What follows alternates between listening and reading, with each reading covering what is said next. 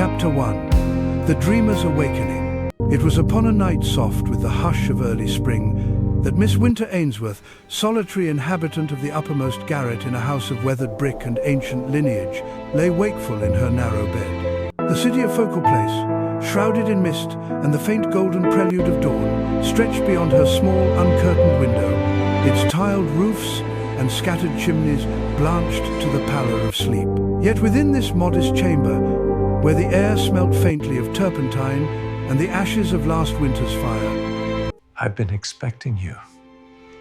And I you. This painting of yours, does it have a name?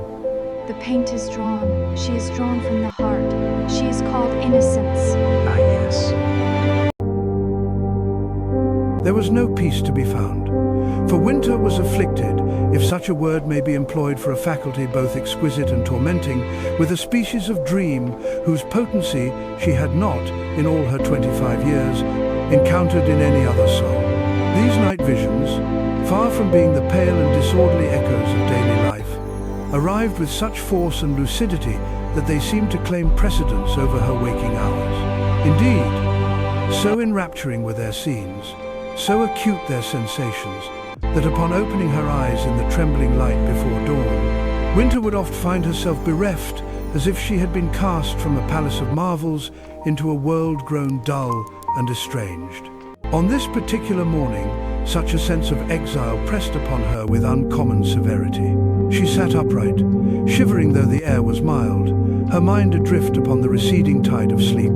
She had been walking, in her dream, along the parapets of a city whose towers flashed with impossible hues and whose streets thronged with masked revelers. She remembered the taste of salt upon her lips, the clangor of distant bells, the uncanny sensation of being watched by unseen eyes. Each detail, so vivid but moments before, now slipped from her grasp like water through fingers. With a sigh born more of habit than hope, Winter drew forth the battered sketchbook which lay perpetually at her bedside. She began, by the thin light which crept across the eaves, to trace what fragments she could. The curve of a bridge here, the silhouette of a bird with 6 resplendent wings there, the shimmer of a moon threefold and green. She scribbled notes in a looping, hasty hand-glass towers, carnival laughter, rain with the scent of violets, as if by naming these marvels she might preserve them from oblivion. The room itself, when the sun at last surmounted the rooftops, seemed less a studio than a reliquary of lost worlds. Upon every available surface were scattered her relics, unfinished canvases depicting cities whose angles defied geometry, forests of crystalline foliage, rivers that ran with stars. Winter moved amongst these phantasms with the distracted air of a priestess, both creator and supplicant, aware always that what she summoned forth by daylight was but a pallid echo of the splendor she traversed by night. She was, in the eyes of her few neighbors, an oddity taciturn, pale, preoccupied. The baker's wife, whose shop lay below stairs, regarded her with a pity commingled with suspicion, while the landlord, an elderly gentleman with a fondness for music, wondered aloud if she ought not to marry and be rid of her fancies. But Winter, though susceptible to loneliness, cherished her isolation, for within it resided the one certainty of her existence, that she alone, among all who slumbered beneath the city's smoky sky, had glimpsed the infinite. Chapter 2. Of Shadows and Light. The city of Focal Place, as it unfolded beneath the mounting daylight, presented an aspect at once venerable and mournful. Its labyrinthine streets, paved with cobbles worn smooth by centuries of footfall, twisted and converged in patterns that owed little to reason and much to the caprice of ancient builders. Along its avenues stood edifices of stone, their facades blackened by the soot of innumerable winters, their windows thrown open to catch such sunlight as might pierce the perpetual haze. It was upon these streets that Winter, her portfolio clutched close to her breast, made her way each morning, her passage marked by an unobtrusive grace, as if she moved between the world's layers rather than through its substance. She paused sometimes in the marketplace to listen to the babble of voices, the cries of vendors hawking bread and apples, the laughter of children weaving between the stalls. Yet these sounds, so redolent of ordinary felicity, seemed to her but the faint echo of a grander music remembered from her dreams. The day of her exhibition, a date circled in faint pencil upon the calendar tacked to her wall, dawned with a nervous clarity. The gallery, a modest establishment whose windows were perpetually clouded and whose sign swung plaintively above the threshold, lay nestled between a cellar of antiquarian books and a shop that dealt in clocks of dubious provenance. Within, the air was heavy with the mingled odors of varnish and old wood. Canvases lined the walls, each one spotlit by a single lamp, so that the colors shimmered and retreated according to the viewer's stance. Mr. Greaves, the gallery's proprietor, greeted Winter with the deference owed to both artist and gentlewoman. His whiskers, flecked with grey, twitched as he surveyed the assembled guests, an odd assortment of critics, patrons, and the idly curious. Winter herself retreated to a shadowed corner, content to observe rather than participate in the evening's pageantry. As the hour advanced, the room filled with a pleasant tumult, voices overlapping, glasses clinking, the shuffle of boots upon polished boards. Guests drifted from canvas to canvas, some pausing in delighted perplexity, others whispering behind gloved hands. A young lady exclaimed, "It is uncanny, so lifelike, and yet not of this earth." An elderly gentleman peered through a monocle at a depiction of a forest whose leaves glowed with internal light, opining to his companion that such fantasy could only spring from genius. Yet it was not until the arrival of a singular figure, tall and spare, with hair white as snow and eyes of a piercing, unearthly grey, that the tenor of the gathering shifted. This gentleman, attired in garments of impeccable though antiquated fashion, moved amongst the paintings with an air of sovereign calm. He paused longest before Winter's largest canvas, a city seen at twilight, its spires rendered in hues unknown to earthly pigment, its avenues alive with the suggestion of movement. He stood there so long and with such intensity that Winter, almost against her will, found herself approaching. He did not at first acknowledge her presence, but when he spoke, his voice was soft as falling ash. "This is not invention," he observed, "but reminiscence. You have been there." Winter, startled into candor, replied, Only in dreaming, yet I sweared, sir, it is real. He turned, and in his gaze she discerned a depth of knowledge that made her heart falter. "Dreams," he said gravely, "are but doors. The question, Miss Ainsworth, is whether you possess the key."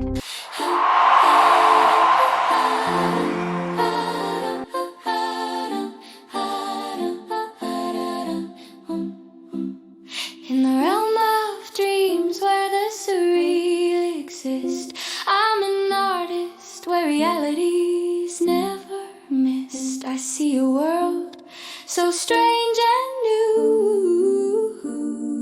with painted cannonballs of light overdue.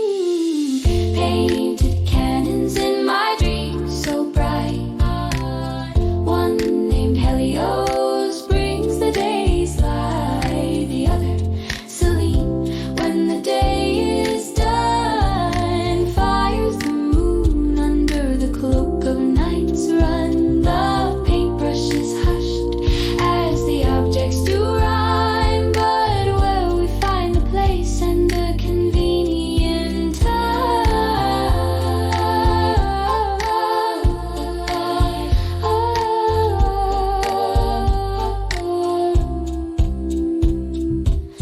In my canvas, I paint beside the cannon, standing tall in the soft moonlight. Helios and Celine in their glory and might. In the world of dreams, they ignite the night. Painted cannons in my dreams so bright. One named Helios brings the day's light. The other, Celine, when the day is done, fires the moon under the cloak of night's run. The paintbrush is hushed as the objects do rhyme, but will we find the place and a convenient time?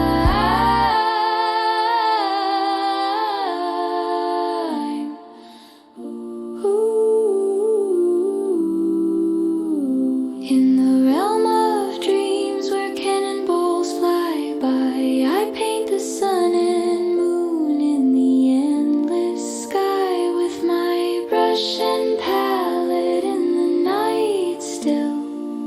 I capture this vision in moonlight soft thrill. Painted cannons in my dreams so bright. One named Helios brings the day's light. The other, Celine, when the day is done, fires the moon under the cloak of night's run. The paintbrush is hushed as the objects do rhyme, but will we find the place and the convenient time? So here's to the painter with dreams so tall, of painted cannonballs that rise and fall in the realm of dreams where reality can no longer stall. I paint the sun and moon and the cannonballs and all.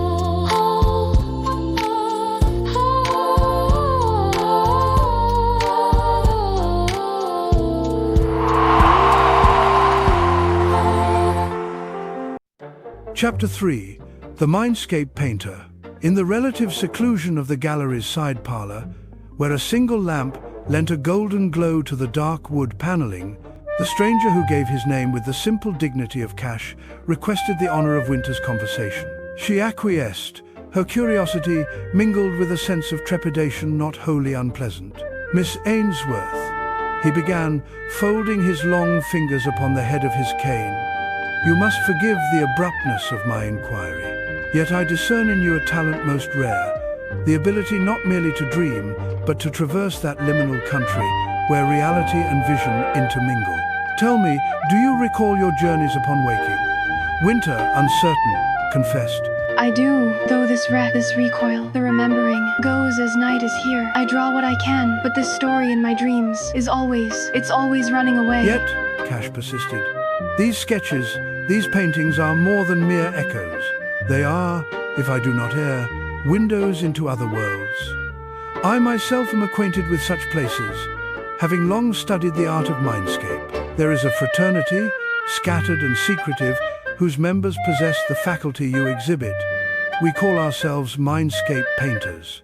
He regarded her with a mixture of pride and sorrow. "It is a perilous gift. For each night we wander unfathomable realms, worlds layered upon our own like veils of silk. Most who journey thus are but shadows upon those shores, and return empty-handed. Yet some, by talent or fate, bring back more than memory. They return with objects, creatures, even fragments of history, each importation a thread tugged from the tapestry of creation. The universe tolerates such thefts but poorly, and those who trespass too boldly are marked by the guardians of the boundary." Winter listened, spellbound and increasingly alarmed. And you think that maybe I could be just these people? Inclined his head. "I do. Already, I suspect, your art alters the world in ways you cannot yet perceive. I have come to warn you, and, if you will permit, to offer instruction, for the guardians are not merciful, and ignorance is no shield against the consequences of power." A long silence ensued, broken only by the distant murmur of the gallery. Winter's mind whirled with images, masked dancers on impossible bridges, the gaze of creatures half seen, the sense of doors half ajar. At last she spoke, her voice low but clear. If is true your say, then I must learn, whatever this hard thing, for I cannot stop dreaming or painting. Cash's expression softened, and for a moment, a glimmer of hope illumined his austere features. "Then, Miss Ainsworth, let us begin before the guardians awaken, and the Mindscape claims you utterly." Chapter 4. Apprenticeship in the Twilight Room. From the hour she accepted Mr. Cash's invitation, Winter felt her existence subtly transformed, as though she had stepped from the prosaic streets of Focal Place into a parallel domain where the air itself shimmered with portent. It was agreed, with the utmost discretion, that their meetings should take place within the privacy of Cash's own apartments, a suite of rooms at the summit of a house so venerable its stones seemed to sigh beneath the weight of centuries. The ascent to this sanctum was, in itself, a species of initiation. Winter climbed narrow staircases, whose treads whispered of innumerable footsteps, and passed through doors whose hinges moaned in complaint. At length, she came to the uppermost landing, where a single door, its oak darkened by age, its brass knocker dulled by countless hands, stood as both invitation and threshold. Within, the rooms were lit by lamps, with shades of green and amber glass, throwing uncertain shadows on walls crowded with the works of a lifetime. Here were scenes that defied mortal comprehension. A storm of birds with flames for wings, a garden where statues wept blood, a bridge suspended between two moons. The colors seemed not of oil or pigment, but of some primordial substance captured at the moment of creation. The air was thick with the perfumes of turpentine, vellum, and a faint, indefinable sweetness that might have been the scent of dreams themselves. Cash welcomed Winter with a grave courtesy, offering her the most comfortable chair beside a hearth where embers glowed, and pouring a measure of tea so strong it bordered on the medicinal. He wore a robe of indigo wool, threadbare at the elbows but meticulously clean, and his silver hair, confined by a velvet ribbon, lent him an air at once scholarly and sacerdotal. "Our work," he pronounced, "begins not with technique, but with discipline of the mind. The mindscapes yield their treasures only to those who approach them as guest, not conqueror. Close your eyes now and attend." Obedient, Winter let her lashes flutter down. At first, she listened for the ordinary, the ticking of the clock upon the mantel, the gentle hiss of the fire. But soon subtler impressions impressed themselves upon her consciousness. The murmur of distant bells, the sigh of wind through unseen groves, the susurration of water lapping at shores, unvisited by any earthly traveller. Cash's voice, low and sonorous, guided her as a lantern in darkness. "Attend to your breath, Miss Ainsworth. Let each inhalation carry you further from this room and closer to that liminal threshold. When you feel the fabric of the world grow thin, do not resist. Let yourself be borne upon the current." Days and nights slid by, marked only by the progress of lessons and the slow accretion of confidence. Cash taught her the art of recall, urging her to seize upon some detail, however minute, from her nocturnal journeys.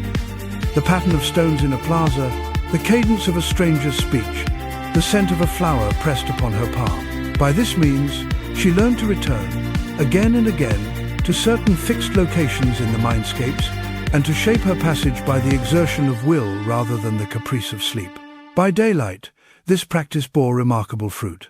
Winter's paintings took on a new intensity, the perspectives sharper, the atmospheres weightier, the subjects possessed of an inner light that defied rational explanation. She no longer felt herself an imitator.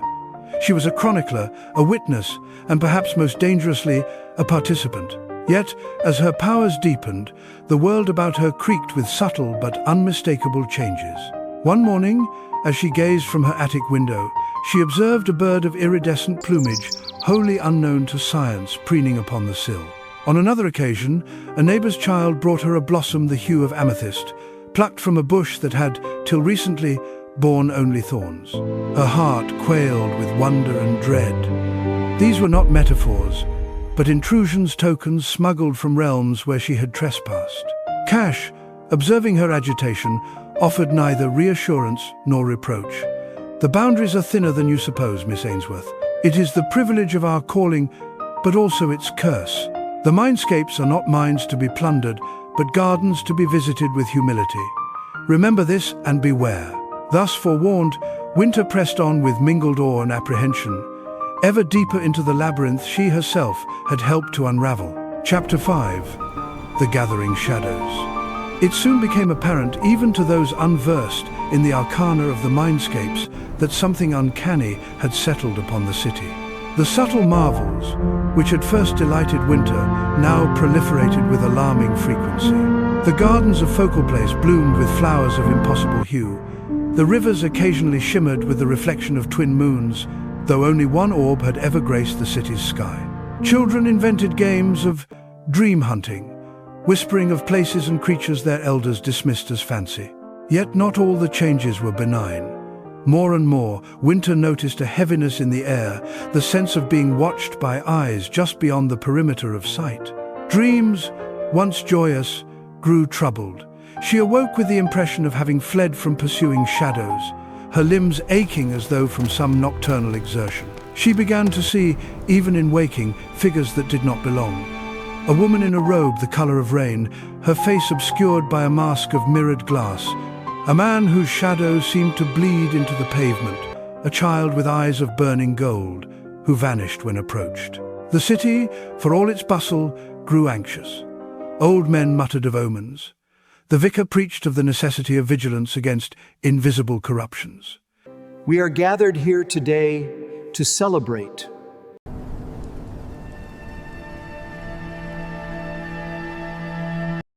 Cash visited less frequently, but with greater urgency. His warnings took on a dire import. You have brought much, Miss Ainsworth, far more than you know. The guardians stir. They are not vengeful, but they are inexorable. Their charge is the preservation of balance, and they brook no appeal. You must desist or prepare to face their judgment. Winter, torn between awe at her powers and horror at their consequences, wandered the streets in a fever of uncertainty. She saw the city's new beauties as both triumph and trespass. Each marvel was an accusation. Her art, once a solace, became a compulsion fraught with guilt. Yet, as if driven by forces beyond herself, she could not wholly cease. Each night, she returned to the Mindscapes, and each day she painted anew, seeking, perhaps, a redemption she could not name. One night, driven to the brink by the intensity of her dreams and the mounting sense of peril, Winter beheld a vision more dread than any before. In a great plain beneath an ochre sky, she stood before a colossus shrouded in tattered veils, its eyes aglow with the cold fire of distant stars. Its voice, when it spoke, penetrated her marrow. You have been taken. What is not given? Restore this thing, or all is not good. With a scream ringing in her ears, and upon her bedside table, where no hand might have placed it, lay a single black feather, edged in silver fire. Chapter 6. The Canons of Summerbranch. It was in the aftermath of this visitation that Winter, wearied by dread and driven by a longing for atonement, conceived of a painting unlike any she had yet attempted. She worked rhythmically, her brush springing from palette to canvas as though animated by a will not her own. Upon the linen grew the image of two immense cannons, wrought in bronze and iron, poised upon twin hills, overlooking a city half shrouded in mist. The scene was at once alien and familiar. The city's contours echoed those of Focal Place. Yet the air was tinged with a golden radiance, and in the distance the sky glowed with the promise of unearthly light. As she worked, the boundaries between her world and that depicted upon the canvas seemed to dissolve. The room swam with color and heat, the sound of distant drums, the tang of gunpowder, the low hum of expectation, all pressed upon her senses. At last, unable to resist the mounting compulsion, Winter leaned forward, her hand outstretched as if to steady herself. In that instant, the world tilted, and she was drawn irrevocably into the painted scene. She found herself standing upon a broad causeway, the ground beneath her feet vibrating with the accumulated power of unseen engines. Before her loomed the first cannon, Helios 47, a monstrous construction, its barrel as wide as a house, its gears and levers tended by teams of men in livery. To her left, upon an opposite rise, stood the sister cannon, Selene 47, its metal pale as moonlight, adorned with sigils that pulsed with cool inner light. Around her, the city of Summerbranch stretched to the horizon, its avenues thronged with citizens who gazed upward in anticipation. A bell tolled, and with a thunderous report that shook the very heavens, Helios 47 fired. A sphere of incandescent brilliance soared into the sky, where it kindled the sun for its daily way. Winter watched in wonder and terror, understanding at last the mechanism by which this world governed its days and nights.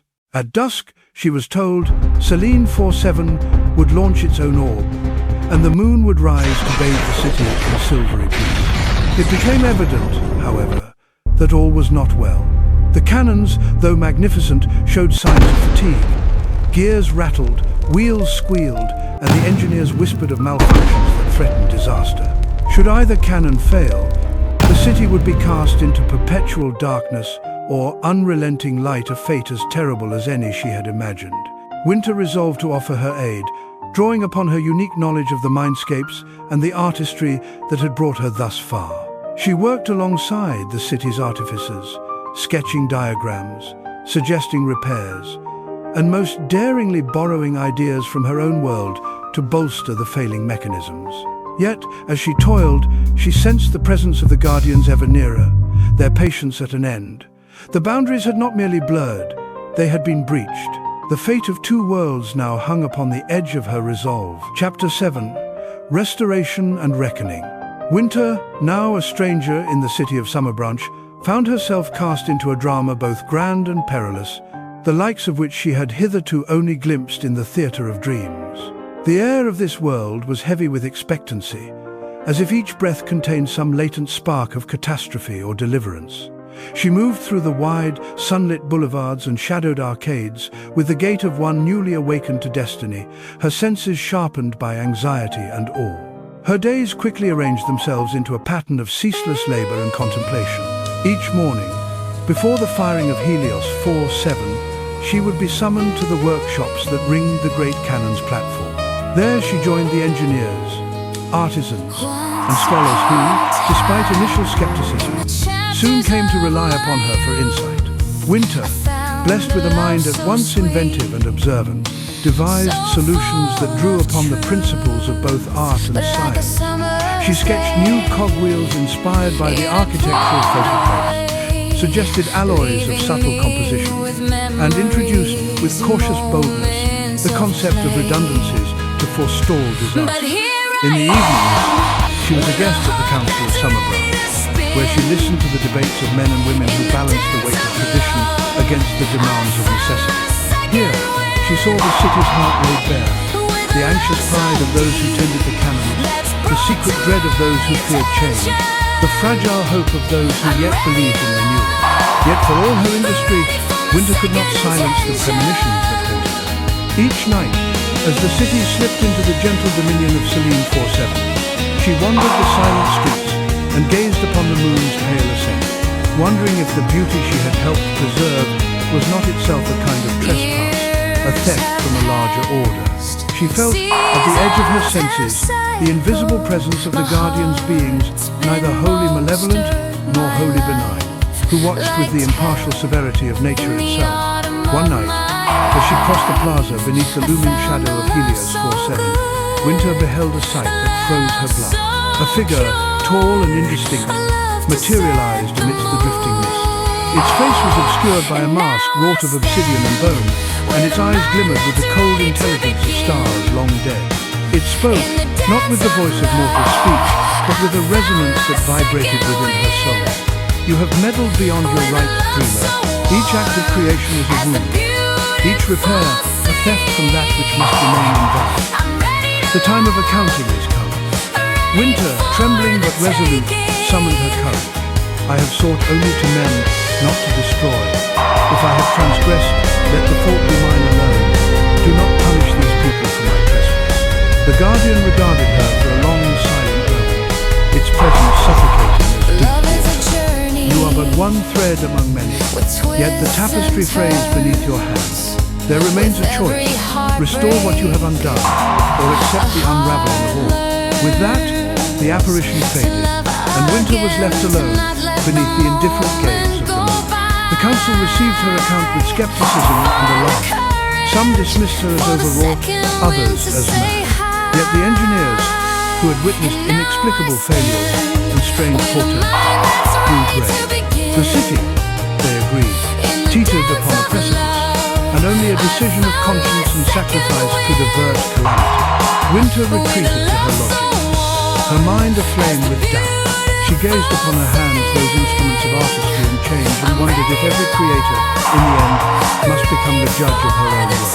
Chapter 8. The Choice. It was upon the hill between Helios 4-7 and Selene 4-7, at the liminal hour when day relinquishes its hold to night, that Winter faced the final crisis of her journey. The wind, which swept over the city's rooftops, carried both the scent of iron and the music of distant bells. A hush had fallen upon Summerbranch, as if all its denizens sensed the gravity of the hour. Winter ascended the steps to the platform, her heart heavy with the burden of the city. She looked upon the cannon's emblems of mankind's ingenuity and audacity, and upon the city whose fate they daily inscribed in fire and light. Around her, the world seemed suspended. Birds hung motionless in the air. Leaves ceased their trembling. Even the river's current stilled in anticipation. She drew from her satchel the last of her paints and brushes, tools now as familiar to her as her own breath. With trembling hands, she began to paint not upon canvas, but upon the very stones of the platform. Her strokes were deliberate, guided by an intuition that transcended thought. She wove together the gold of the sun and the silver of the moon, the deep blue of midnight, the pale rose of dawn. Upon this foundation, she inscribed a sigil of balance, a symbol that spoke to both worlds of the necessity of limit, of the holiness of boundaries. As she painted, she spoke aloud not to the citizens of Summerbranch, nor to the guardians alone, but to the worlds themselves. Let that which was borrowed be returned. Let that which was altered be restored. May beauty remain, but not at the cost of order. Let me be the gate, and the seal upon it.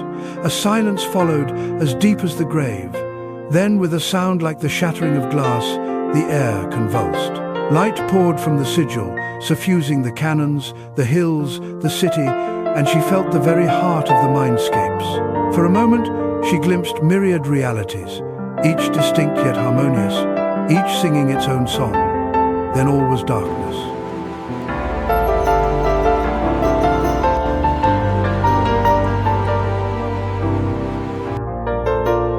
Place, unchanged and yet subtly renewed. The sky was the familiar grey of morning, but the light held a clarity she had never known. The trees, the river, the stones in the lane, each seemed to possess a quiet dignity, as if at last restored to their proper place.